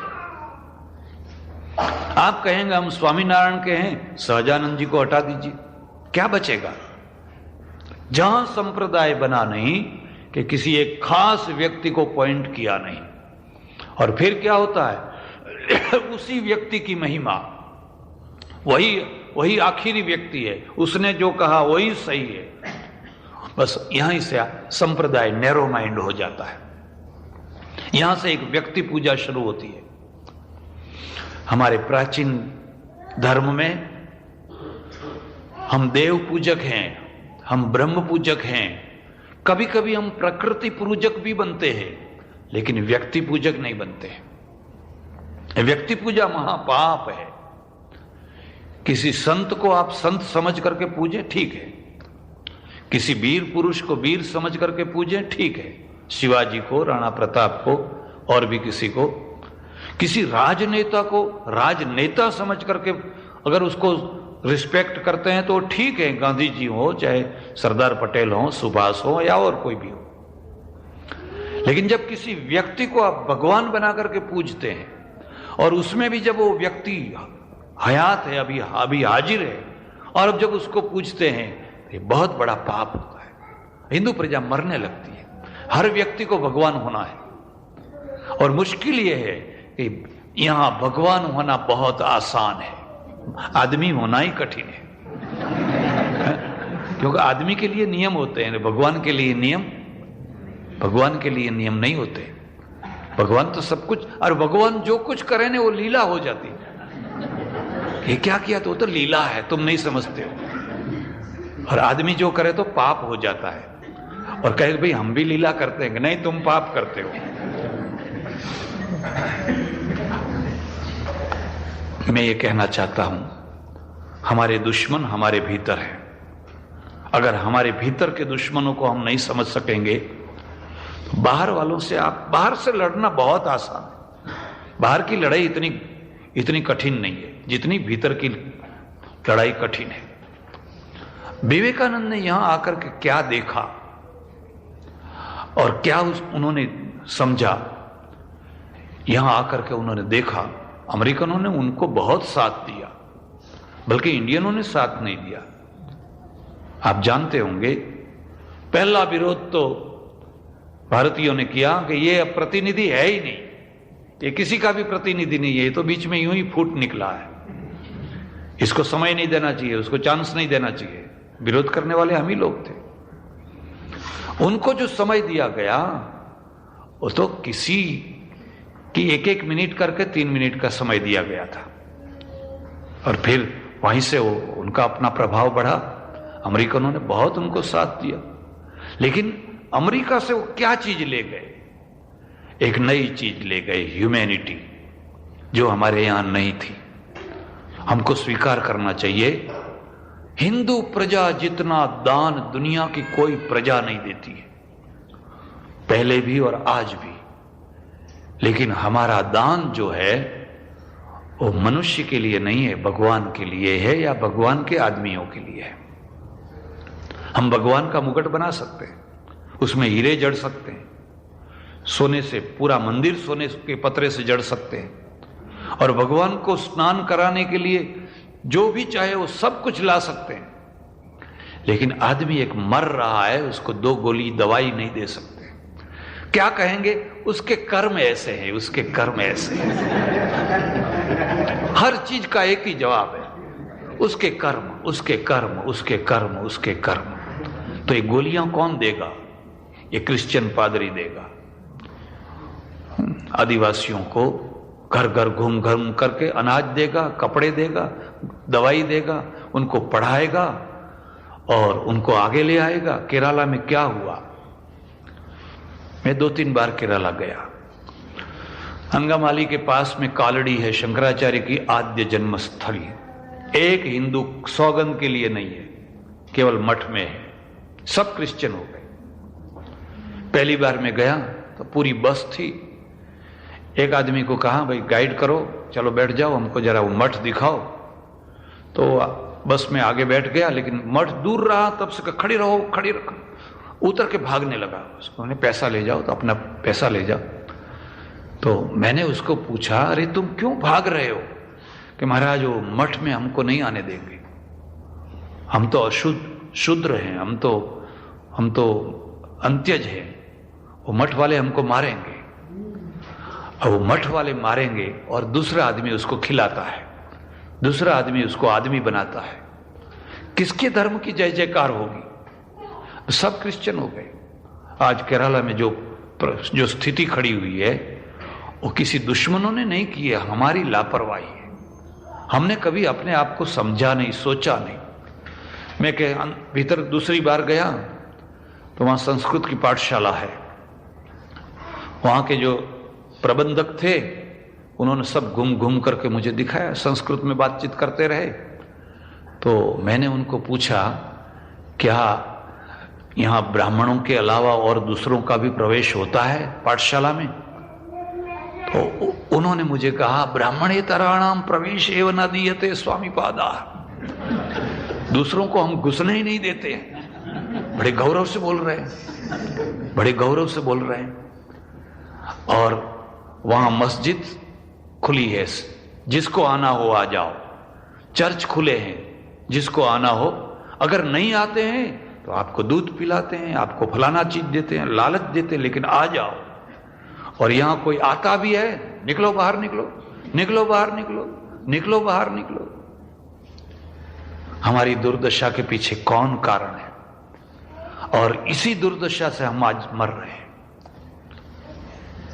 इसलिए हमारे आगे पहला प्रश्न है, क्या यहां अमेरिका में भी देश की गलतियों को हम चालू रखना चाहते हैं?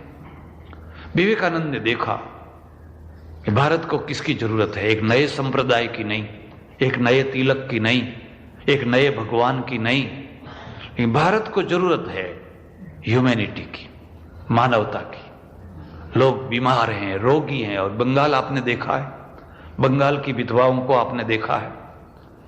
उसी बंगाल में विधवाओं को चिता पर चढ़ा दिया जाता रहा। भाड़ भाड़ भाड़ भाड़ भाड़ कितनी औरतें जला दी गई, धर्म के नाम पर, कल्चर के नाम पर जबरदस्ती जलाते रहे। राजा राम मोहन राय हुए, उनकी सगी भाभी, उस भाभी को चिता पर चढ़ाया। राम मोहन राय ने विरोध किया, नहीं नहीं होने दूंगा मैं। एक डंडा यहां मारा, बेहोश होकर गिर पड़े। भाभी जल गई, मर गई। जब उनको होश आया, उस राख को हाथ में उठाया और प्रतिज्ञा की, मेरा सारा जीवन ये चिता पर चढ़ने वाली विधवाओं के लिए समर्पित है। और उन्होंने इतना आंदोलन, इतना कुछ किया कि विलियम बेंटिंग के समय में जाकर के ये कानून बना कि किसी औरत को आप सती नहीं बना सकते। राजा राममोहन ने क्या, किसी शंकराचार्य ने क्यों नहीं किया ये काम? किसी धर्मगुरु ने क्यों नहीं किया? आज भी धर्मगुरु तो कहते हैं सती होना चाहिए। हमारे 1-2 शंकराचार्य ऐसे हैं जो जयपुर में अभी 1-2 किस्से हुए थे, तो उन्होंने बड़ा बचाव किया कि नहीं नहीं हमारा कल्चर। मैंने कहा अब सता बनो, आज तक सतियां हुई, अब थोड़े बहुत सता बनो।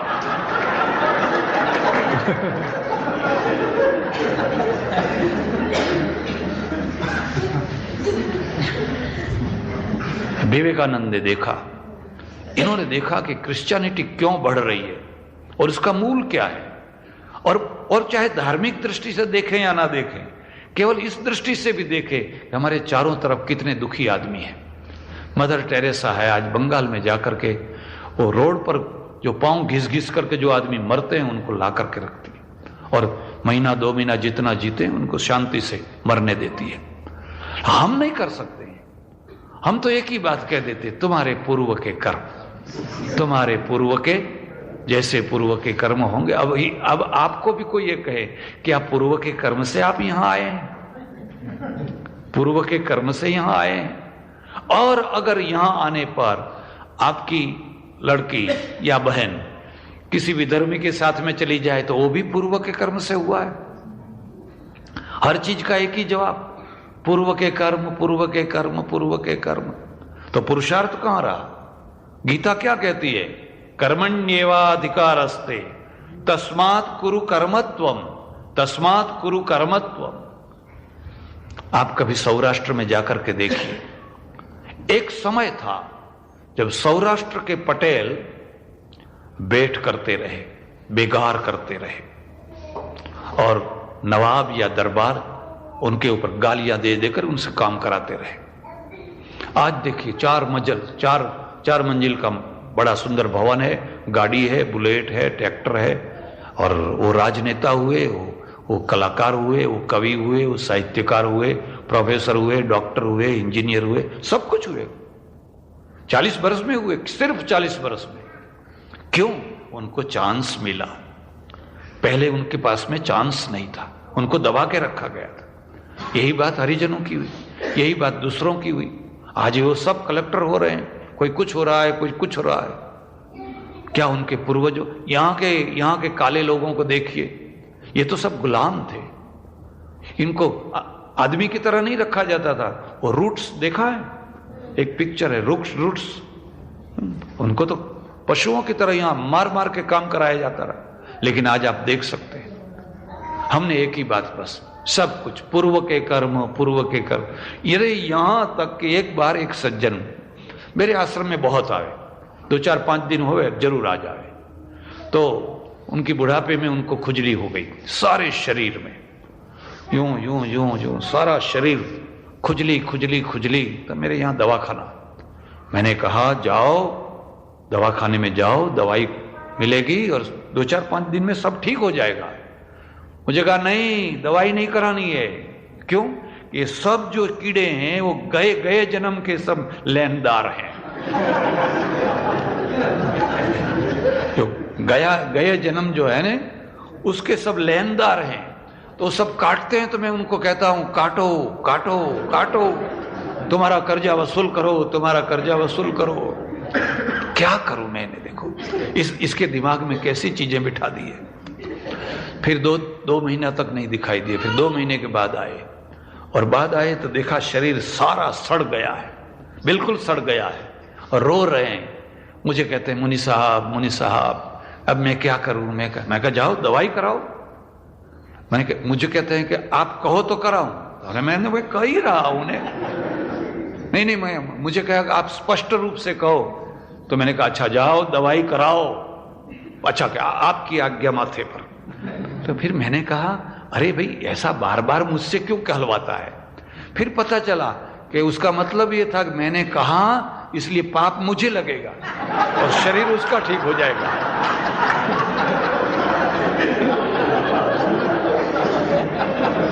वो चाहता है कि शरीर मेरा ठीक हो जाए, लेकिन पाप लगे तो किसको लगे? जिसने कहा, अनुमोदन जिसने किया, कैसा दिमाग भरा हुआ है, कैसा दिमाग भरा हुआ है। और इस ढंग से हमने हमारी व्यवस्था ठीक की और उससे व्यवस्था अव्यवस्था हो गई, बिल्कुल अव्यवस्था हो गई। इसलिए इस चीज को याद रखिए, एक नेचर होता है, एक धर्म होता है, एक संप्रदाय होता है और फिर एक कल्चर होता है। कल्चर क्या है? एक दूसरी चीज याद रखिए, धर्म जो है वो सनातन होता है, कल्चर सनातन नहीं होता है। संस्कृति कभी सनातन नहीं होती है। आप कभी ये मत समझना संस्कृति की रक्षा करो, संस्कृति की रक्षा करो। कैसे रक्षा करेंगे? एक जगह पर हम गए, एक महात्मा थे, तो उन्होंने कहा मुझे भी कुछ बोलना है। तो लोगों की इच्छा नहीं थी, फिर भी मैंने कहा इनको 2 मिनट 4 मिनट बोलने दीजिए। तो 5 मिनट तक कीर्तन ही कराते रहे, समय की कोई। फिर मैं लोगों ने कहा महाराज अब कीर्तन हो गया, अब कुछ कहिए आप। तो उन्होंने सबसे पहले जो वाक्य कहा ने, वो ये कहा कि जिसके मत्थे पे चोटी नहीं है उसको हम हिंदू मानते ही नहीं है। अरे मैंने कहा यहां तो किसी के मत्थे में नहीं है। बस यहां से शुरू की, जिसके मत्थे में चोटी नहीं है वो हिंदू है ही नहीं। मतलब हम जानबूझ करके उसको तो मैं दूसरे में धकेल रहे हैं। चोटी न रहने पर भी आपकी संस्कृति रही, आपने धोती छोड़ दी फिर भी आपकी संस्कृति रही। अब मैं आपको कहूं कि अमेरिका में रहो लेकिन धोती पहनो, धोती पहननी ही चाहिए, तो चलेगा? धोती पहनने से संस्कृति नहीं रहेगी, पतलून पहनने पर भी संस्कृति है, और ये शर्ट है ये पहनने से भी संस्कृति है। अब इन बहनों को मैं कहूं कि यहां पांव तक आपकी चोटी बढ़ाइए, हैं? अब पांव तक चोटी बढ़ावे तो उसको धोवे कब? यहां तो जॉब करने जाना है, सुबह में जाना है, शाम को आना है। पति भी जॉब करता है, पत्नी भी जॉब करती है, और शाम को आकर के एक रोटी बनाता है, एक साग बनाती है, एक कुछ करता है, कुछ करते हैं, तब जाकर के जिंदगी चलती है। अब यहां तक चोटी बढ़ा दे, फिर यहां क्या होगा? कटिंग करो, तो अभी कल्चर रहेगा, कोई हर्जा नहीं होगा। अब मैं इनको ये कहूं कि घूंघट निकालो, फलाना करो, अब देश में तो लोग यही समझते हैं। हमारी संस्कृति अब बिल्कुल बर्बाद हो रही है। एक बुढ़िया ने आकर मुझे कहा गुजरात में, महाराज इनको जरा समझाइए, कौन बेटी है और कौन बहू है पता ही नहीं चलता है। मैंने कहा पता चलाने की क्या जरूरत है? आज तक आप लोगों ने पता चला करके किया क्या? यही किया ना कि बहू को खाना नहीं देना चाहिए, बहू को परेशान करना चाहिए, सब मिल करके बहू को तंग करो, इसीलिए बहू का पता चलाते रहे। और फिर बहू भी क्या समझती रही, अब मेरी बारी आई है, अब मेरी बारी आई है। अरे बहू भी बेटी है, क्यों उसमें भेद करते हैं? जैसे ये बेटी है, भी ये बेटी है, उसकी मां बन करके रहो। नहीं मुझे कहते मर्यादा तो रखनी चाहिए, नहीं मर्यादा तो रखनी चाहिए, नहीं ये मर्यादा नहीं है। मर्यादा का मतलब है जिसमें से आदमी बड़ा महान होए उसका नाम है मर्यादा। जिसमें से आदमी जो घुटने लगे, दम घुटने लगे, उसका नाम मर्यादा नहीं। और खुला सर रखने से कोई चरित्रहीन नहीं हो जाता। महाराष्ट्र में देखिए, वहां की औरतें खुला सिर रखती हैं, और सबसे ज्यादा जो बुर्खा डालने वाले हैं उनका चरित्र कोई इतना अच्छा नहीं होता है कि बुर्खा डाल देने से बिल्कुल ठीक हो गया। ये तो गलत बात है।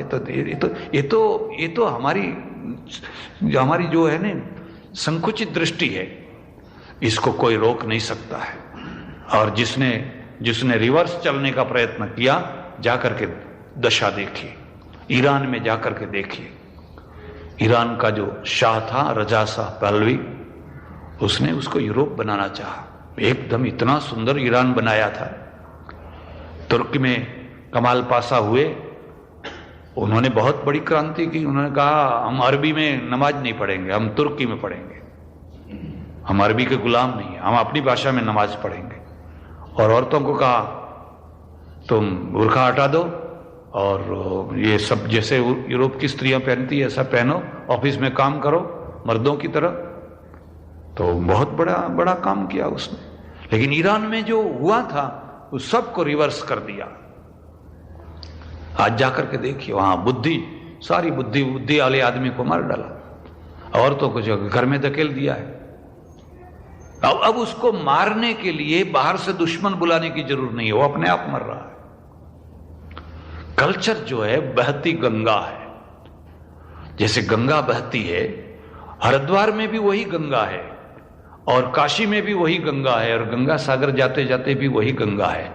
लेकिन उसमें कई नदियां मिलती जाती है, कई नदियां मिलती जाती है। और नदियां मिलती है तो गंगा का कलेवर बड़ा होता जाता है। ऐसे संस्कृति जो है वो भी अपने बहती जाती है, और बहती जाती है तो पड़ोस का उसको प्रभाव पड़ता है, इधर का प्रभाव पड़ता है, इधर का प्रभाव पड़ता है, इधर का प्रभाव पड़ता है, और उस प्रभाव को स्वीकार करना पड़ता है। और जो बलवान होता है उसका प्रभाव पड़ता है। ये नियम है। 2, 3, 4, 5 कल्चर एक साथ में जब बहते हैं तो जो शक्तिशाली होगा उसी का प्रभाव पड़ेगा। अगर आप शक्तिशाली हैं तो दूसरों को प्रभाव। कोई अंग्रेज ने तो प्रचार नहीं किया, पतलून पहनिए, पतलून पहनिए, पतलून पहनिए, किसी ने प्रचार नहीं किया। और बिना प्रचार का आज सारी दुनिया में आप इस पतलून को देख सकते हैं। एक मुसलमान भी पहन सकता है, हिंदू भी पहन सकता है, केरलियन भी पहन सकता है, कश्मीरी भी पहन सकता है, बर्मी भी पहन सकता है, चाइनीज भी पहन सकता है। क्यों? इसमें विज्ञान है, इसमें विज्ञान है। दोनों पांव एक साथ में, एक साथ में, चाहे ठंडी हो चाहे कुछ भी हो, और यहां बांधे हुआ, यहां जेब है, आगे भी जेब है, पीछे भी जेब है, इधर भी रखो, इधर भी रखो। अब 5 गज की धोती है। मैं इसके विरुद्ध में नहीं हूं, लेकिन थोड़ा सोचना तो पड़ेगा। अब एक हाथ तो उसका एक छोर पकड़ने में ही हाथ रुका रहता है। हमारे एक सज्जन आते हैं तो वो मैं आश्रम में बैठे बैठे देखता रहता हूं। तो मंदिर में जाएंगे, दर्शन करेंगे, फिर नीचे उतरेंगे और जूता पहनते पहनते नाक को साफ करेंगे, और फिर नाक को साफ ठीक करने के लिए धोती को ऊपर तक ले जाएंगे। अब उस समय अगर उनका फोटोग्राफ लिया जाए तो उनको पता चले आपका एक पांव ढका हुआ है, एक तो खुला हुआ है। हमारे यहां धोती पहनने के भी 2 तरीके हैं। जो ऊंची जाति के लोग हैं वो एक तरफ से खुला रखते हैं, दूसरे तरफ, और जो छोटी जाति के दोनों तरफ से कच्छ लगाते हैं, तो वो ठीक पहनते हैं कि दोनों पांव ढके हुए हैं और हाथ खुला रहता है। लेकिन अब जो जाति ऊंची होती गई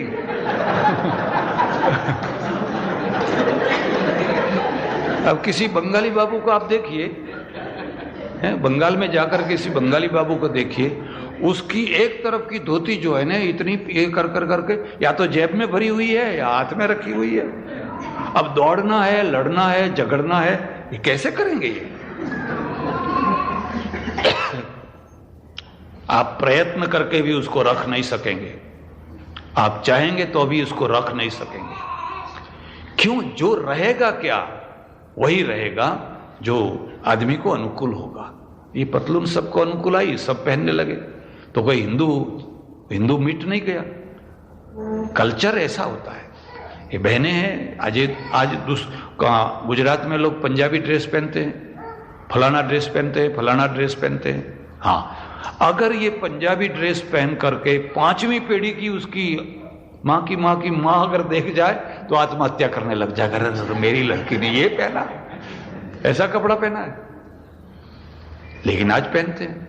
और कोई और जाए, आप पंजाब में जाइए और पंजाब के किसी पंजाबी को देखिए, वो तो पठान जैसा दिखता है। वो ऊपर जो साफा लगाता है ना, ये ऐसा जैसे, और नीचे वो चोलना पहनता है, ऐसा ही मालूम होता है जैसे कोई पठान हो, ऐसा मालूम होता है। लेकिन है वो हिंदू है। और सिंधी महिलाएं हैं, उनको पहनिए तो मुसलमान जैसे कपड़े हैं, लेकिन वो हमारे से भी ज्यादा हिंदू है। कल्चर अपने प्रवाह से बहता है और जो आता है उसको एक सब स्वीकार करता हुआ चला जाता है, और स्वीकार करना ही चाहिए। हाँ, शर्त इतनी है कि जब आप स्वीकार करते हैं तो ये देखना चाहिए कि इस स्वीकार के द्वारा आपको कोई हानि तो नहीं हो रही है, आपको कोई नुकसान तो नहीं हो रहा है। जैसे कपड़ों का है, जैसे भाषा का है। आपने देखा नहीं, हम 2 मिनट के लिए भी हिंदी नहीं बोल सकते, 2 घंटे के लिए अंग्रेजी बोल सकते हैं। और यहां किसी ने कहा नहीं कि तुम अंग्रेजी पढ़ो, अंग्रेजी पढ़ो, अंग्रेजी पढ़ो। छोटे छोटे बच्चे भी अंग्रेजी बोलते हैं और उनकी मम्मी उनके साथ में अंग्रेजी बोलती है। अब आप चाहें कि हम बिल्कुल शुद्ध गुजराती बोलें या शुद्ध हिंदी बोलें, ये नहीं होगा। हमारी भाषा में उर्दू के शब्द हैं, फारसी के हैं, फलाने के हैं, अंग्रेजी के हैं, फलाने के हैं, ये मिलते चले जाते हैं और इसी से बनते जाते हैं। मैं रेलवे स्टेशन जा रहा हूं, अब बताओ रेलवे स्टेशन का क्या करेंगे? अब रेलवे स्टेशन जा रहा हूं, एयरपोर्ट जा रहा हूं, अब क्या करेंगे? हाँ, अब हमने उसका अग्निरथ आवक जावक है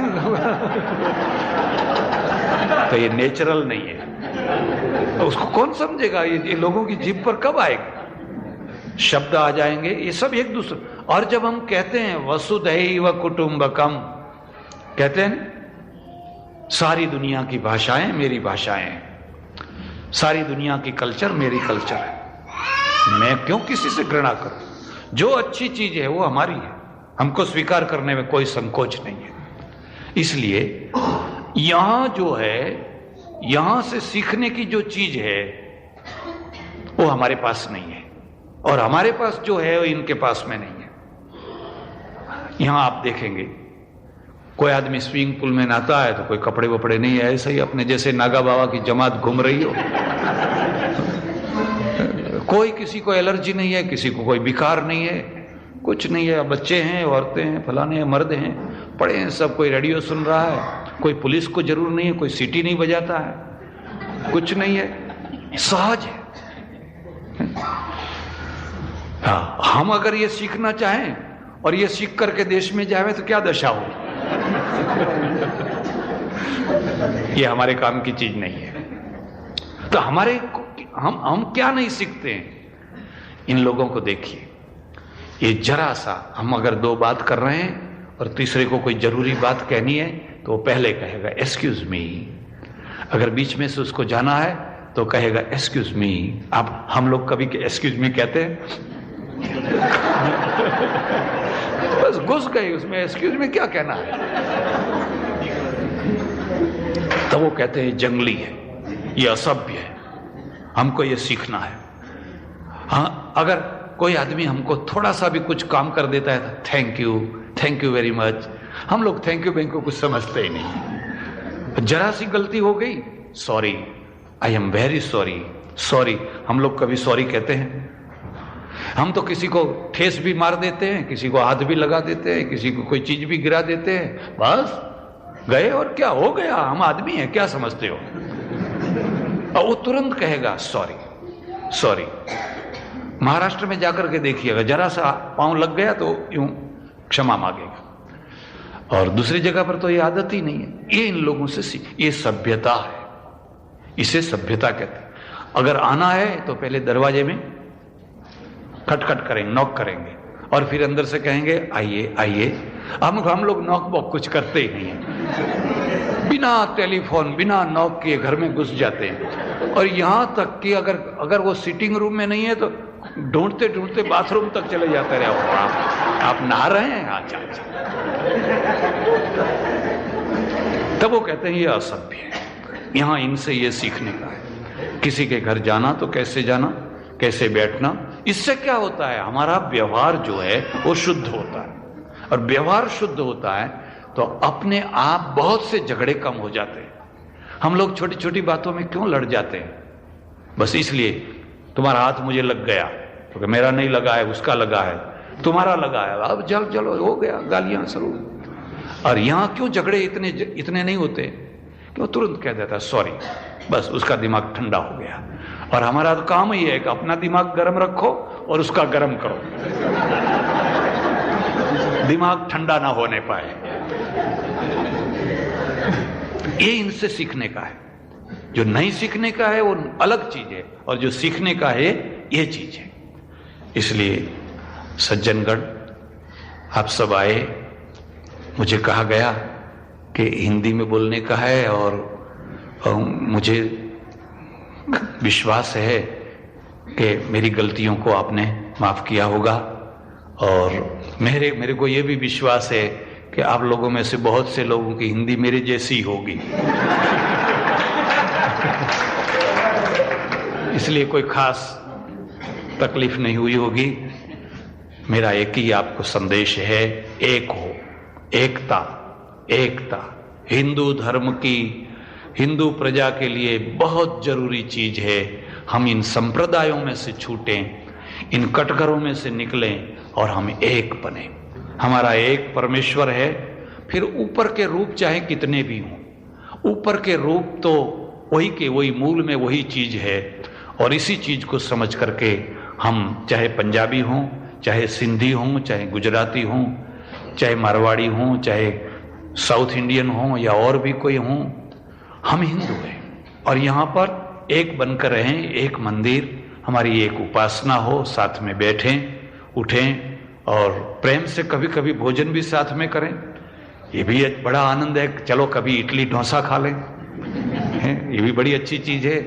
तो कभी बंगाल के रसगुल्ले खा लें, तो बंगाल के रसगुल्ले भी अच्छी चीज हैं। तो कभी पंजाब के छोले खा लें, अरे बड़े मजा आता है छोले पूरी। तो हर चीज, हर देश में, हर जगह पर कोई ना कोई अच्छी चीज बनती है, और वो हर अच्छी चीज को इकट्ठा कर दीजिए, वो हिंदू बन जाएगा। हिंदू का मतलब क्या है? सारी दुनिया की अच्छी चीजों को इकट्ठा करें, उसका नाम है हिंदुइज्म। भगवान हम सबको सद्बुद्धि दें। हरि ओम। कृष्ण कन्हैया सद्गुरु नमः। पार्वती पते हर हर महादेव।